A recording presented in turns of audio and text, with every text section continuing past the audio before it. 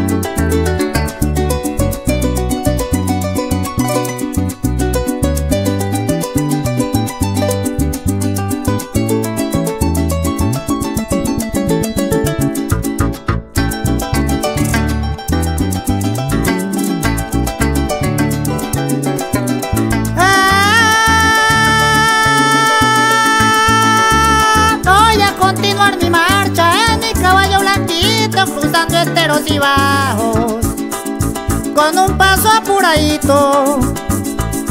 Gracias te doy, Virgencita, también mi Padre bendito, por regalarme este don, y a mi llano donde habito. Te voy a representar, que quede mi nombre escrito, y que mi verso se escuche por allá en el infinito.